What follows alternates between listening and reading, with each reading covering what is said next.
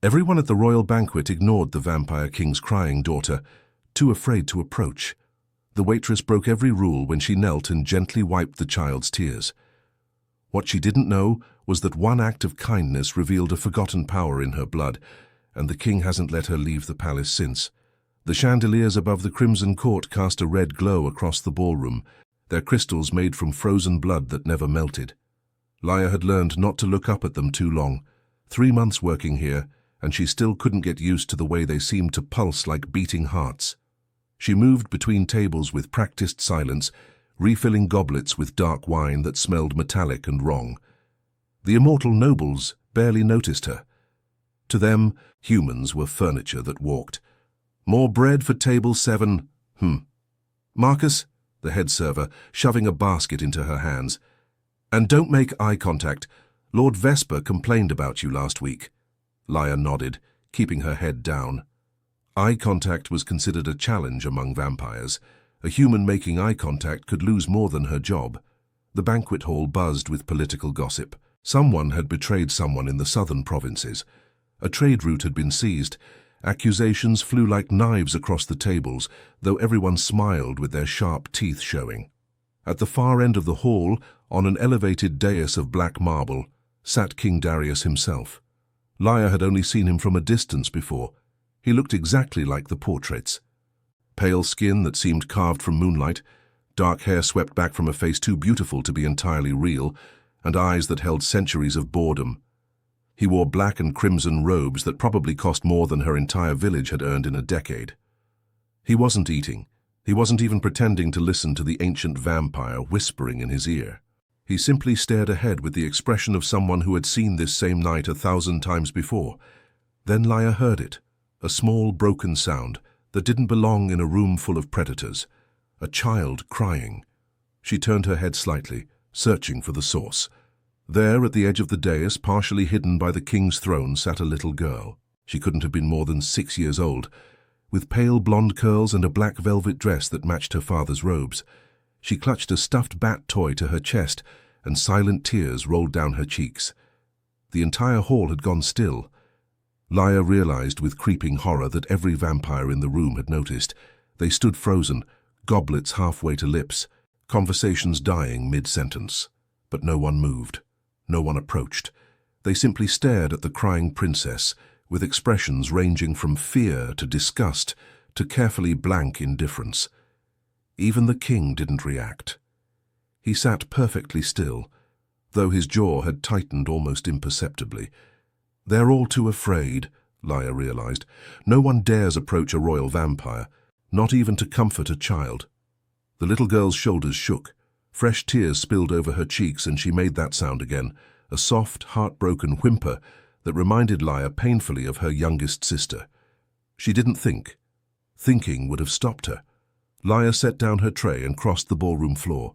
The whispers started immediately, sharp and hissing like steam from a kettle.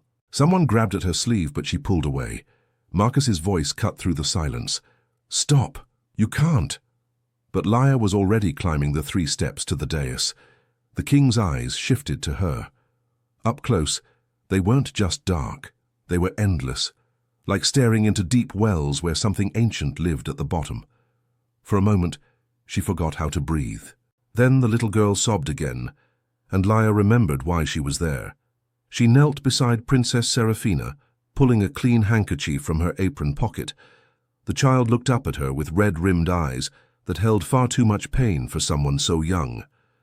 "Hey there," Laya whispered, keeping her voice soft and warm. "That's a very nice bat you have." Serafina blinked, surprised that someone had spoken to her. "His name is Shadow," the princess said quietly, her voice barely audible. "Shadow is a perfect name." Laya gently wiped the tears from the child's cheeks, her touch feather-light. "Do you know what my grandmother used to tell me when I cried?" The little girl shook her head. "She said that tears are just the heart's way of speaking when words aren't enough, and that's okay. You're allowed to cry."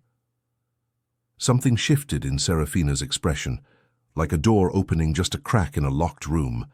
She leaned slightly into Laya's touch, and more tears came, but these seemed different somehow, lighter. That's when Laya noticed the mark on the child's wrist, A black sigil, twisted and sharp like thorns, wrapped around her pale skin. It pulsed with a sickly light, and Laya felt cold just looking at it. But as she continued wiping the tears away, as she smiled at the girl and adjusted her hair with gentle fingers, something impossible happened. The black sigil flickered. For just a heartbeat, the edges seemed to fade, turning from ink black to charcoal grey. Laya didn't see it clearly. She was focused on the child's face. But King Darius saw it. His eyes widened and his hand gripped the arm of his throne so hard the wood cracked. "What are you?" he breathed, but the words were too quiet for anyone else to hear. The spell broke when Lady Morgana, the head advisor, swept forward with her crimson gown billowing like blood and water. "Seize her," she commanded, her voice sharp enough to cut glass. "This human has touched the princess. She's violated sacred law." Guards materialized from the shadows, their hands reaching for Laya's arms. But before they could grab her, Seraphina did something no one expected. She wrapped her small arms around Laya's neck and held on tight. "No," the princess said, her voice stronger than before. "She's nice, don't take her away." The guards froze, uncertain. "You didn't forcibly remove someone from the princess's embrace without permission." All eyes turned to King Darius. He rose slowly from his throne, and the entire room seemed to shrink when he spoke. His voice carried absolute authority. "Let her go." Lady Morgana's face twisted. "But your majesty, I said, let her go." His eyes hadn't left Laya. "This woman will be kept under royal watch. Place her in the East Wing chambers. No one is to harm her or question her without my direct permission." He paused, and the ghost of something that might have been hope flickered across his ancient face. "We may have use for her yet." The whispers followed Laya through the marble corridors like hungry ghosts. 2 guards escorted her to the East Wing, the part of the palace reserved for guests the king wanted to keep close, but not quite trust. Her new room was larger than her family's entire cottage, with a canopy bed draped in silver silk and windows that overlooked moonlit gardens. It was beautiful. It was also a cage. "Don't try the door," one guard said flatly. "It's watched. You leave when the king says you leave." The lock clicked behind them and Laya was alone. She sat on the edge of the bed, her hands trembling now that the shock had worn off. What had she done? She'd broken protocol, touched a royal vampire, and somehow the entire court had seen something in that moment that terrified them. The mark on the princess's wrist. It changed. She hadn't imagined it. The black sigil had flickered when she touched Seraphina like a candle flame disturbed by breath, but that was impossible. Laya was nobody, a waitress from a farming village who'd come to the capital looking for work after her father died. She had no magic, no special blood, nothing that would explain what happened except her grandmother's words echoed in her memory. "Our family comes from old stock, Laya, the kind that remembers when humans and vampires weren't enemies. The Light Mother watches over us still." Laya had always thought it was just old woman talk, stories to make their poverty feel less meaningless. But now she wondered. She moved to the window and pressed her forehead against the cool glass, watching the gardens below, where night-blooming flowers opened like pale stars. Sleep found her there, still sitting by the window, and with sleep came the dream. 3 floors below, in a circular tower room lit only by candles, King Darius spread ancient scrolls across his desk. He hadn't visited this room in decades. It had belonged to his father's father, the scholar king, who had obsessed over prophecies and legends until madness claimed him. The other vampires thought Darius had sealed it out of respect. They were wrong. He'd sealed it because some knowledge was dangerous. Now he broke those seals without hesitation. The scrolls were older than most kingdoms, written in languages that had died centuries ago. But Darius had lived through those centuries. He remembered the words. His fingers traced over passages about the War of Separation, when vampires and humans had torn their alliance apart in blood and betrayal. Most focused on battles and treaties, but one scroll, brittle and yellowed, spoke of something else. "In the final days before the breaking, there walked among us the tear healers of Solara. Born of mortal women blessed by the Light Mother, they carried compassion as their weapon. Where they touched, curses loosened. Where they wept, darkness fled. The last of their order perished in the temple massacre, and with them died the only bridge between mortals and immortals. Darius's hand clenched. The temple massacre. He'd been there centuries ago, a young prince commanded by his father to help slaughter the healers before they could end the curse that gave vampires their power over humans. He remembered the temple burning, remembered the screams. He told himself it was necessary. That power required sacrifice. But now his daughter lay dying from that same curse, the one that marked royal vampire children, feeding on their life force to maintain the immortal strength of their bloodline. Serafina had maybe a year left. He had consulted every dark mage, every blood sorcerer. None could break it until tonight, when a human waitress with gentle hands had made the impossible sigil flicker. Could she be descended from them, he wondered? Could the Tear Healer's bloodline have survived? He pulled out another scroll, this one describing the healer's abilities. They draw power from empathy itself, turning emotional connection into pure light. Their touch does not destroy darkness. It remembers what lived before the darkness came. They do not heal wounds. They remind the wounded of wholeness. At the bottom of the scroll was a faded illustration, a woman with kind eyes, her hands glowing with soft radiance as she touched a kneeling vampire's face. The vampire was crying. Darius stared at that image for a long time. Then he rolled up the scrolls and extinguished the candles. His mind made up. Whatever Laia was, whatever power she carried, he would unlock it, even if it meant confronting truths he'd buried for centuries. His daughter's life depended on it. In her dream, Laia walked through ruins. Moonlight poured through broken columns of white stone, illuminating murals that time had nearly erased. She saw images of humans and vampires standing together, their hands joined, not as master and servant, but as equals. At the center of the ruins stood a pool of still water, perfectly circular, reflecting stars she didn't recognize. A woman appeared on the opposite side, tall and luminous, with eyes that held both sorrow and infinite kindness. "You've forgotten," the woman said, her voice like wind through leaves, "but your blood remembers. Only compassion breaks blood. Only love ends what hate began." "I don't understand," Laia whispered. "You will," the woman smiled sadly. "The child is dying, Laia, and you're the only one who can save her. But first you must remember who you are." Laia woke with tears on her cheeks and a single word burning in her mind. Solara. Laia spent the entire next day alone in her room, pacing between the window and the door. Servants brought food on silver trays, but she could barely eat. Every time she closed her eyes, she saw that ruined temple and the woman made of light. Solara. The word felt familiar, like a song she'd forgotten, but her heart still knew. As evening fell, painting the sky deep purple, the door finally opened. It wasn't a guard. It was King Darius himself. Up close, without the crowd of nobles around them, he seemed different, still terrifying, still ancient and powerful. But there was something raw in his expression, something almost human. "Come with me," he said quietly. "Please." The please surprised her more than anything. Kings didn't say please to servants. She followed him through winding corridors she didn't recognize, going deeper into the palace. They passed no guards, no servants. Whatever this was, he wanted no witnesses. He stopped at a door painted with silver stars and moons. A child's door. "My daughter hasn't laughed in 3 years, Darius said without looking at her. His hand rested on the door handle, but he didn't open it yet. The curse feeds on joy. Every moment of happiness she feels, it devours, so she stopped feeling happiness altogether. She stopped trying. His voice cracked on the last word, and Laia saw something she never thought possible, a vampire king on the edge of breaking. "Last night after you left," she smiled, "just for a moment. It's been so long, I almost didn't recognize the expression."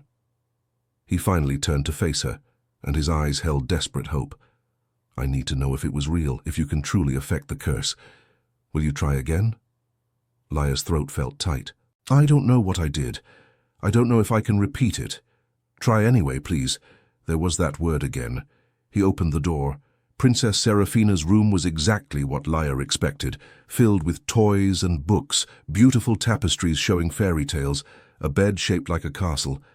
But the little girl sitting in the middle of it all looked small and grey, like a flower slowly dying in darkness, until she saw Laia. "You came back!" Serafina's face lit up. "Father said you might not. He said I shouldn't hope, but I did anyway." Laia's heart squeezed. She crossed the room and sat on the edge of the bed. "Of course I came back. I promised Shadow I'd visit, didn't I?" The stuffed bat sat on the pillow, and Serafina giggled. A sound like bells that made even the king inhale sharply. "Hold her hand," Darius said from the doorway, his voice carefully controlled. "If you're willing." Laia looked at Serafina. "May I?" The princess nodded and extended her small hand, the one with the black sigil wrapped around her wrist like poisonous vines. The moment their fingers touched, something shifted. It wasn't dramatic. There was no flash of light, no thunderclap. But Laia felt warmth flow through her. The same warmth she'd felt when comforting her siblings, when helping her grandmother tend to sick neighbors, when holding her father's hand as he died. It was the warmth of caring about someone else's pain more than your own comfort. The black sigil began to glow. Not with darkness, but with light trapped inside darkness like stars behind storm clouds. Serafina gasped, "It doesn't hurt, Papa. It doesn't hurt." And then she laughed. It was pure and bright and utterly joyful, the laugh of a child who'd forgotten what it felt like to be happy. She threw her arms around Laia's neck and laughed until tears streamed down her face. Good tears this time, ones that washed away pain instead of expressing it.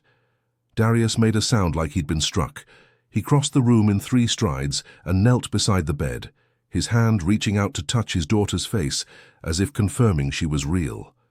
"Serafina," he whispered, and his voice broke completely. "I'm okay, Papa," she said, still giggling. "I'm actually okay."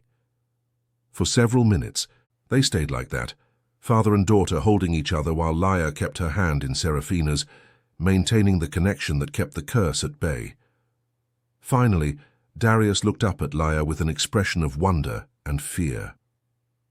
"Guards," he called out, "leave us. Seal the corridor. No one enters for any reason." Footsteps retreated, and they were alone. "Who are you?" he asked Laia. "Truly, I'm nobody, just a waitress." "No." He stood, helping his daughter settle back against her pillows. The sigil had faded back to black, but it looked lighter somehow, less solid. "What you just did, it's impossible, unless—" He studied her face like he was searching for something. "Your family, where do they come from?" "A farming village, 3 days' ride south." "Before that, your grandparents, great-grandparents." Laia frowned, trying to remember. "My grandmother never spoke much about her past. She was always secretive about it, but she used to pray every morning to someone she called the Light Mother. She'd say our family was blessed, that we had old blood in our veins." Darius went very still. "The Light Mother. You know it." "I know it," he said quietly. "That's what the Order of Solara called their goddess, the healers who could break curses with compassion alone." He looked at her with new eyes. "They were all killed centuries ago, or so we thought." "What are you saying?" "I'm saying, Laia, that you might be the last of them, the last tear healer in existence." The words hung in the air like prophecy, and somewhere deep in Laia's chest, something ancient and sleeping began to wake. The dreams came every night after that, growing stronger and more vivid. In them, Laia walked through the same moonlight ruins, but each time she saw more details. The murals on the broken columns showed stories. A vampire child healed by gentle hands. A human village saved from plague by immortal strength. 2 peoples building something beautiful together. Before the breaking, Laia thought in the dreams, somehow knowing the words were true. Before we forgot how to love each other. On the 3rd night, the woman made of light appeared again, but this time she didn't speak. She simply pointed to something carved into the stone floor, a symbol that looked like a teardrop cradled by hands with a sun rising behind it. "Find the truth," the woman whispered, as the dream began to fade. "Find yourself." Laia woke, gasping. The symbol burned into her mind's eye. She'd spent 3 days in the palace now, mostly confined to her room. Darius visited each evening, bringing Seraphina with him. Each time Laia held the child's hand, the princess grew stronger, more alive. The black sigil was definitely fading, not gone, but lighter, like ink washing away in rain. But Darius had said nothing more about the Order of Solara. He watched Laia with careful, calculating eyes, clearly wrestling with some decision he wasn't ready to share. Laia was tired of waiting. If she truly was descended from these tier healers, if she truly carried their power, then she needed to understand what that meant. And there was only one place in the palace that might hold those answers: the royal library. Marcus, the head server, who'd been surprisingly kind to her despite everything, had mentioned it once. 3 floors of books going back 1,000 years. The king never goes there anymore. Says it reminds him of things better left forgotten. Things better left forgotten were exactly what Laia needed to find. She waited until the early hours of dawn, when even vampires grew drowsy and guards changed shifts. The door to her room wasn't locked anymore. Darius had lifted that restriction after the second night.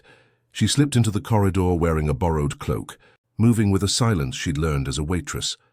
The library wasn't hard to find. She followed the smell of old paper and dust, climbing a spiral staircase that seemed to go on forever. The doors were massive and carved with scenes of battle, but they opened silently at her touch. Inside, rows of shelves stretched into darkness, lit only by dying candles and sconces that probably hadn't been changed in months. The air tasted stale and forgotten. Laia began searching, running her fingers along leather spines, squinting at titles written in languages she couldn't read. How was she supposed to find anything in this maze? Then she saw it. A door at the far end of the library, partially hidden behind a tapestry. Something pulled her toward it, the same inexplicable tugging she'd felt in her dreams. The door was locked, but when she touched the handle, it clicked open, as if recognizing her. Impossible, she thought. But she'd stopped believing in impossible 3 days ago. The room beyond was small and circular, its walls covered entirely in murals. And these weren't ancient and faded. They'd been preserved somehow, still bright with color despite obvious age. Laia's breath caught. The murals showed the same scenes from her dreams: the temple, the pool of starlit water, humans and vampires living together in harmony. And in the center of the largest mural, painted with such care that every detail seemed alive, was a woman. She wore white robes and held her hands outstretched, glowing with soft light. Her face was kind and strong, with dark hair falling past her shoulders. Around her, both humans and vampires knelt, not in worship, but in gratitude. Beneath the mural, words were carved in a language Laia didn't know, but somehow understood. The first oracle of tears, she who remembered love when all chose hate. Mother of compassion, founder of Solara. Laia stepped closer, her heart pounding. The woman's face, it was like looking in a mirror, not exactly the same. This woman was older, wiser, but the resemblance was unmistakable. The same eyes, the same shape of jaw, the same slight tilt to her smile. "It's you," Laia whispered to the painting. "You're the one in my dreams." "And you," a sharp voice said behind her, "are somewhere you absolutely should not be." Laia spun around. Lady Morgana, the head advisor, stood in the doorway with 2 guards flanking her. Her crimson dress seemed darker in the candlelight, like drying blood. "The hidden oracle's chamber," Morgana said, her voice dripping with malice. "Sealed by royal decree for 300 years, only those of the bloodline can open its door." Her smile was all teeth. "You've just confirmed what I feared.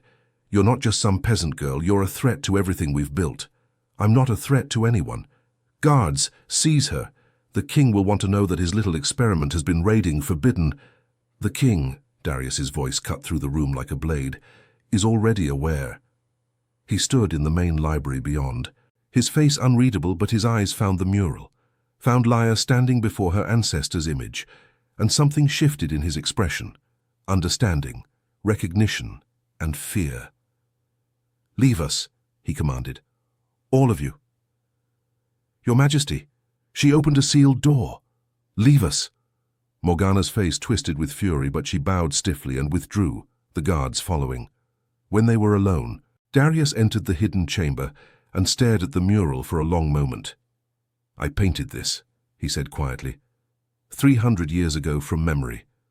I wanted to remember her face before time stole it from me. He looked at Laia. I never thought I'd see it again. Not on canvas, not in life. You knew her, the first oracle. I killed her, Darius whispered. And now her blood has returned to save my daughter from the very curse I helped create. Darius's confession hung in the air between them like smoke. You killed her? Laia's voice shook, but not entirely with fear. Anger mixed with something deeper. Grief for an ancestor she'd never known. Rage for a massacre she'd only learned about days ago. I was young, following orders. Darius stared at the mural, unable to meet Laia's eyes. My father commanded it. He said the tear healers made us weak, that their compassion was poison to vampire strength. We burned the temple, every healer inside. I told myself it was necessary. And now I would give anything to undo it. His fists clenched. But the past is written in blood, and blood doesn't wash away. All I can do is... The door burst open. Not just Morgana this time. 7 vampires swept into the library like a storm, their formal robes marking them as the Vampire Council, the ancient lords and ladies who governed alongside the king. Lord Vesper led them, his face twisted with contempt. Your Majesty, he said, the title sounding like an insult. We must speak now. This is not the time. Word is spread throughout the court. Lady Morgana stepped forward, her voice sharp with triumph. You shelter a human with divine powers, a descendant of the Solara Order, the very bloodline we exterminated to preserve our dominion. Another council member, Lord Theron, pointed an accusing finger at Laia. She's corrupting the princess, weakening the royal curse that binds our power structure. If the curse breaks, the entire foundation of vampire society crumbles. My daughter is dying from that curse, Darius said, his voice dangerously quiet. Then she dies with honor. Lord Vesper slammed his staff against the floor. Better that than contaminating our pure bloodline with human sentiment. This girl must be executed immediately. Tonight. Laia's blood ran cold. You will not touch her. Darius moved to stand between Laia and the council, his presence suddenly overwhelming. The temperature in the room dropped 10 degrees. We are not asking for permission, Morgana hissed. The council has voted 6-1. The human dies or we remove you from the throne and kill her anyway. On what grounds?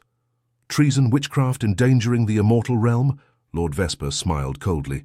Pick whichever you prefer for the execution decree. Darius's hand went to the sword at his hip, a weapon Laia hadn't even noticed he was carrying. I am still your king.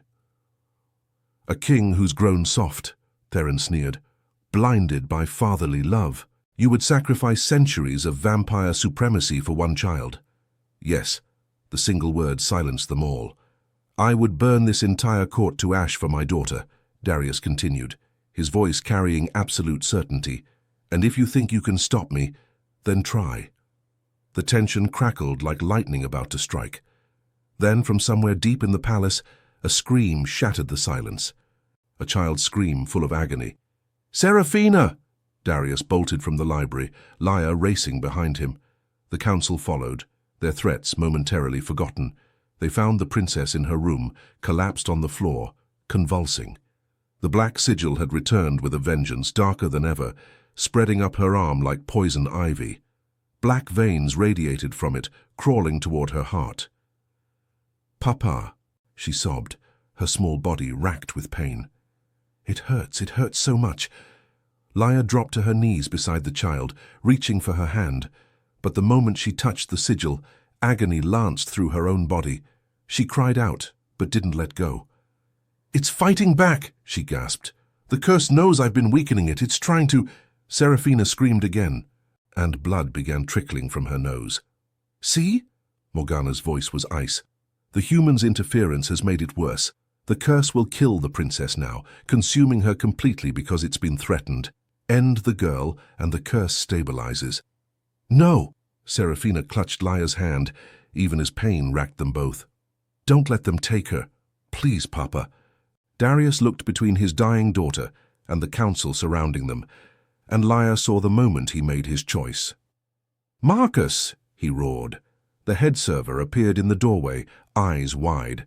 "Prepare 3 horses, food for a week, pack light and fast." Darius scooped his daughter into his arms, and Laia saw that the black veins were still spreading. "We leave within the hour." "Your Majesty, you cannot." "I can and I will." He turned to face the council, his eyes blazing with power that made even the ancient vampires step back. "I'm taking my daughter and Laia to the sunken cathedral. The original curse seal is there. If there's any way to end this permanently, we'll find it." "The sunken cathedral is forbidden," Lord Vesper sputtered. "The spectral guardians will kill you. Then I die trying to save my child instead of living as a coward." Darius looked at Laia. "Will you come?"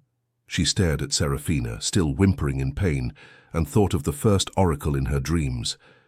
"Only compassion breaks blood." "Yes."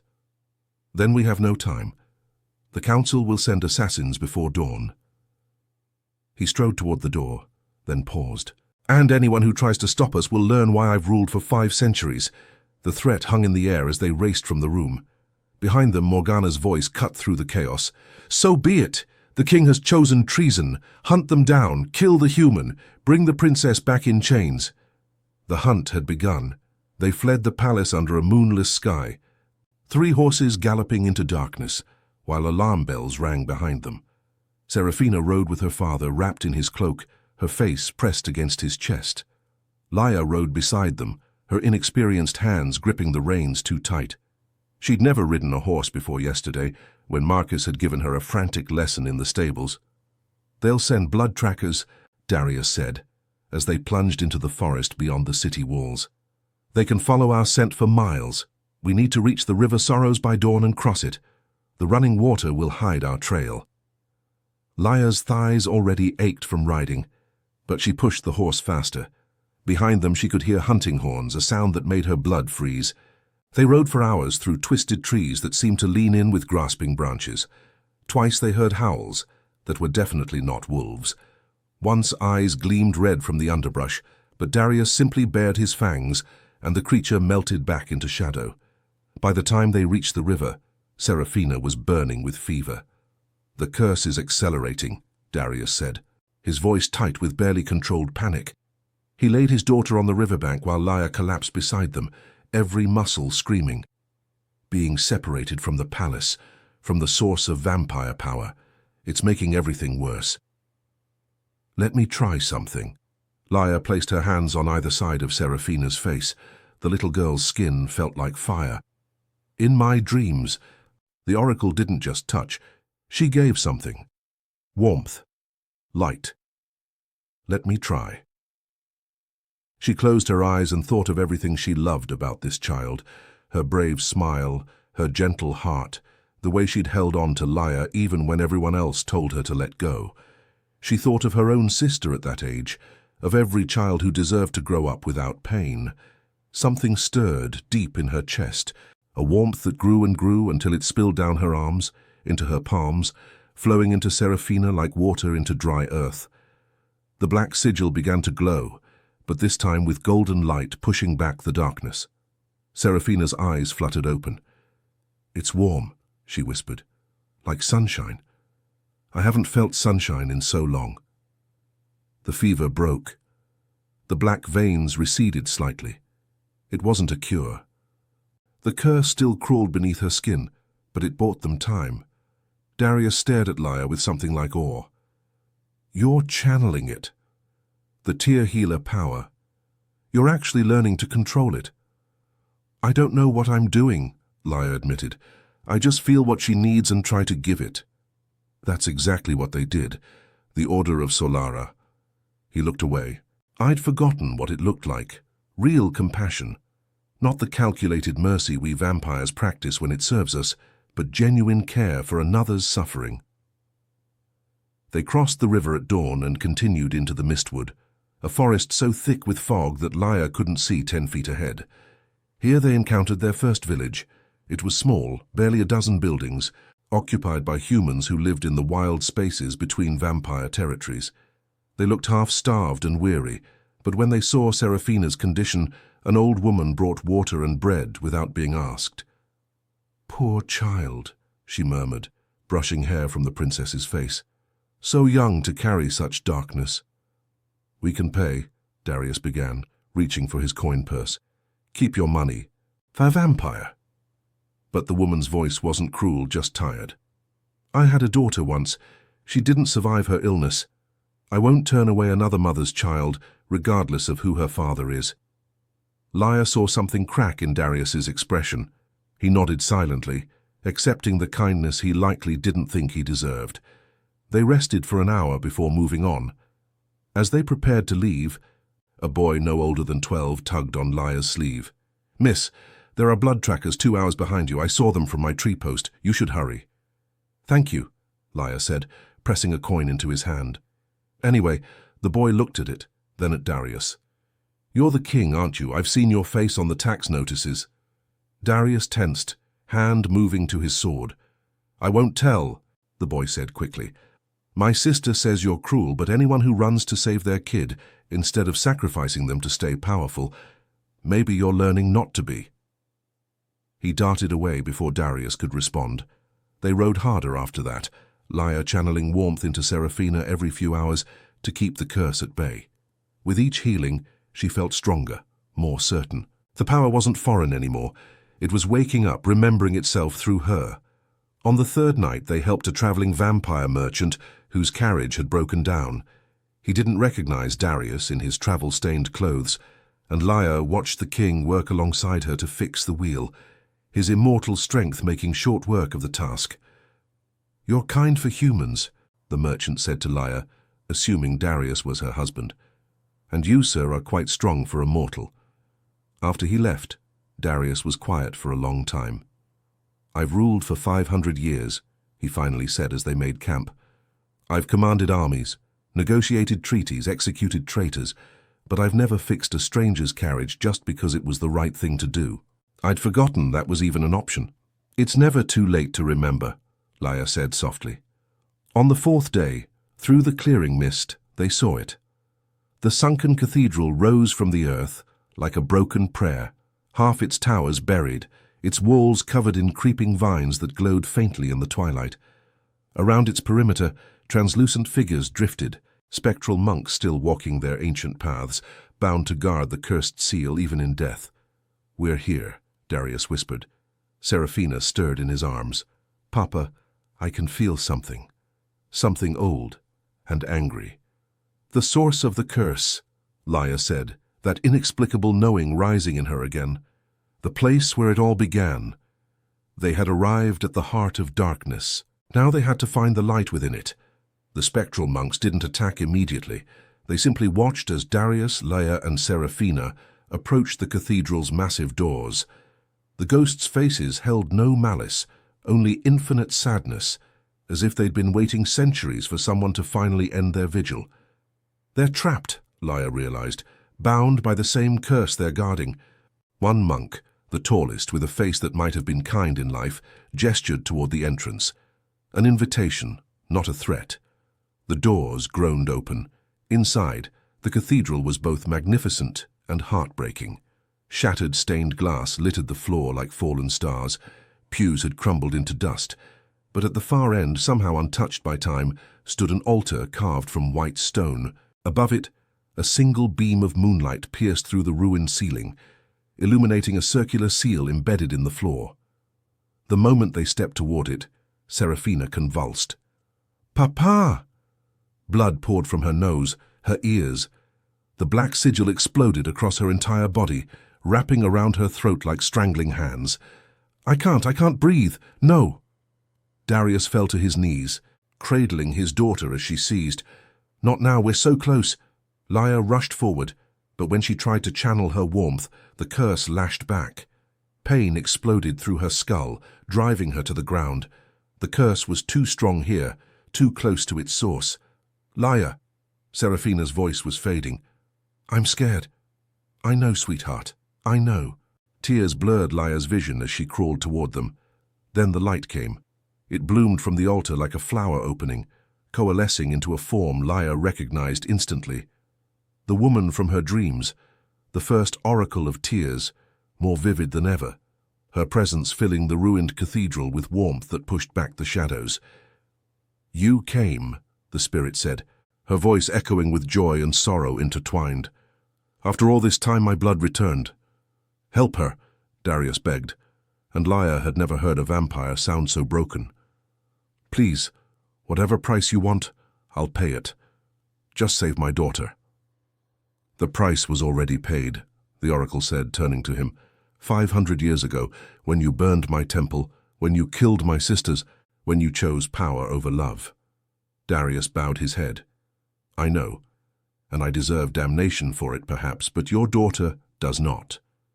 The oracle knelt beside Seraphina, her translucent hand hovering over the child's face. "Listen well. The curse you think is magic. It is not. It never was." "What?" Laia struggled to understand.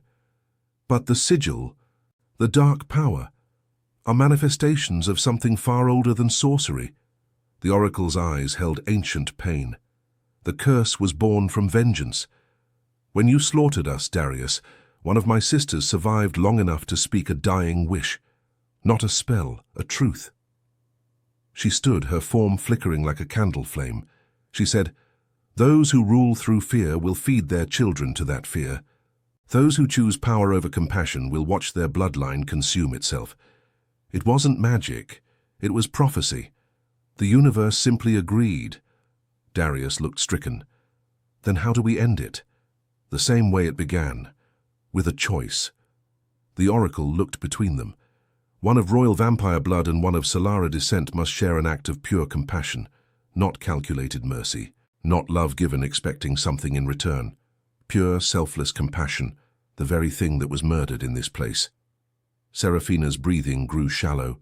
The black veins were reaching her heart. "We're running out of time." Laia's hands shook. "Then choose quickly," the oracle said, beginning to fade. "Remember, child of my blood, you cannot destroy darkness. You can only remind it of the light it once was." And she was gone. Laia looked at Seraphina, this little girl who'd done nothing to deserve this fate. She thought of all the children like her, suffering from curses they didn't create, paying for the sins of their ancestors. "I understand," she whispered. She crawled to Seraphina and carefully lifted the child's head into her lap. The curse burned against her skin, trying to push her away, but Laia held on. She cradled the dying princess like she'd cradled her own baby sister during thunderstorms, like her mother had once held her. "It's okay," she murmured, smoothing Seraphina's sweat-soaked hair. "You're not alone. You're never alone." And then, because her heart was breaking for this child, because she genuinely couldn't bear to watch her suffer, Laia cried. A single tear fell onto the black sigil on Seraphina's wrist. Where it landed, light bloomed. "Blood," Darius breathed, suddenly understanding. "It needs blood and tears, vampire and human, power and compassion united." Without hesitation, he bit his own palm and pressed it over the place where Laia's tear had fallen. The reaction was instantaneous. Light and shadow exploded outward, not fighting but merging. Darkness remembering it had once been light, power remembering it had once served love.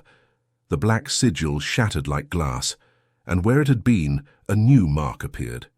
A teardrop cradled by hands with a small sun rising behind it. The symbol from Laia's dreams, the mark of Solara. Seraphina gasped, her eyes flying open. The black veins vanished. Color returned to her cheeks. "Papa," she whispered, "it doesn't hurt anymore." Around them, the spectral monks began to dissolve, their faces finally at peace. Their vigil was over. The curse had ended not with destruction, but with the remembering of what had been lost, the simple, profound truth that compassion was stronger than vengeance. That love in the end always won. 6 weeks later, something impossible happened in the vampire lands. The sun rose, not the pale, filtered twilight that vampires tolerated, but actual golden sunlight. The first true dawn seen in the Crimson Court territories in 3 generations. When the first rays touched the palace courtyard, the vampires didn't burn. The ancient curse that had forced them into shadow had lifted with Seraphina's healing, as if the two had always been connected. Darius stood at his window, watching light paint the world in colors he'd forgotten existed, and felt something he hadn't experienced in 5 centuries: hope. In the courtyard below, Serafina laughed, a sound that had become wonderfully common as she chased butterflies through the garden. The mark on her wrist glowed faintly golden in the sunlight, no longer a curse, but a reminder, a symbol of the day everything changed. "Your Majesty?" Marcus appeared in the doorway. "The representatives have arrived, both delegations already. I thought we had another hour." "They're eager, sire. Word of the Unity Council has spread far. Everyone wants to see if it's real." Darius smiled slightly. "Then let's not keep them waiting." The grand hall had been transformed. Gone were the chandeliers of frozen blood crystals, replaced by ordinary candles and oil lamps. The throne remained, but beside it now sat 2 additional chairs, one for the human representative, one for the newly appointed High Oracle of Unity. Laia still wasn't used to that title. She stood in her chambers, no longer the servants' quarters, but rooms befitting her position, adjusting the white robes that felt too formal, too important. The symbol of Solara was embroidered over her heart in gold thread. "You look terrified," Serafina said from the doorway, grinning. The princess visited her every morning now, sometimes for lessons, sometimes just to talk. "I am terrified," Laia laughed shakily. 6 weeks ago I was serving wine. Now I'm supposed to teach vampire and human healers how to channel compassion into power. What if I can't do it? You'll do it the same way you saved me." Serafina took her hand, the gesture now familiar and comforting, by caring more about helping people than about being afraid. Wise words from a 6-year-old. Together, they walked to the grand hall. The gathering was unlike anything Laia had seen. 50 representatives filled the room, 25 vampires, 25 humans, all seated together at long tables. No separation, no hierarchy. When Darius had issued the decree reforming the Crimson Court into a council of peace, half his own advisors had resigned in protest. Lady Morgana and Lord Vesper had fled to the southern territories, gathering those who refused to accept the new order. There would be resistance, perhaps even war eventually. But today in this room peace was possible. "Welcome," Darius said, his voice carrying authority that no longer relied on fear. "We gather today not as masters and servants, but as 2 peoples learning to remember what we once knew, that our strength lies in unity, not domination." He gestured to Laia, who stepped forward, her heart pounding. "The High Oracle of Unity will now explain the healing programs we're establishing in both territories." Laia took a breath and began. She spoke of training centers where humans with Solara blood, and they'd found 12 so far, descendants who'd hidden their gifts, would teach empathic healing. She explained how vampire strength and human compassion could work together, each complementing the other. As she spoke, she saw skeptical faces gradually soften. Not everyone. Some vampires still sneered. Some humans still flinched when vampires moved too quickly. But it was a start. After the formal speeches ended, the real work began. Committees forming, resources being allocated, tentative handshakes between ancient enemies. Laia moved through the crowd, answering questions, demonstrating small healings, showing both peoples that compassion wasn't weakness. It was the strongest magic that existed. As evening fell and the first stars appeared, she found herself alone on the eastern balcony, exhausted but satisfied. "You did well today." Darius joined her, 2 glasses of wine in hand. He offered her one. "The human delegates trust you. Even some of the vampires are starting to—" "It's not enough. Not yet. Rome wasn't built in a day. Neither will our new world be." He looked out over the city where lanterns were lighting in both vampire and human districts. "I've made many proclamations today, but there's one I wanted you to hear first." He turned to face her fully. "I'm changing the kingdom's motto. The old one was power through eternity. The new one will be power is eternal only when compassion guides it." Laia felt tears prick her eyes. The first oracle would approve. "I hope so. I hope she—" He stopped, staring at Laia's face. "What? What is it?" "Behind you," he whispered. Laia turned. There, faint as moonlight, the spirit of the first oracle stood at the balcony's edge. She wasn't solid, more like a memory given temporary form, but her smile was radiant and real. She looked at Leia with infinite pride, then at Darius with forgiveness he never thought he'd receive. And then she spoke, her voice barely a whisper on the wind. The curse ended the moment you wiped her tears. Everything else was just the world catching up to what compassion had already made true. And with that she faded, her purpose fulfilled, her vigil finally over. Leia touched her cheek and found it wet. But these were good tears, the kind that came from joy, from relief, from knowing that sometimes, against all odds, broken things could be made whole again. In the courtyard below, Seraphina's laughter rang out like bells, and for the first time in 500 years, King Darius laughed.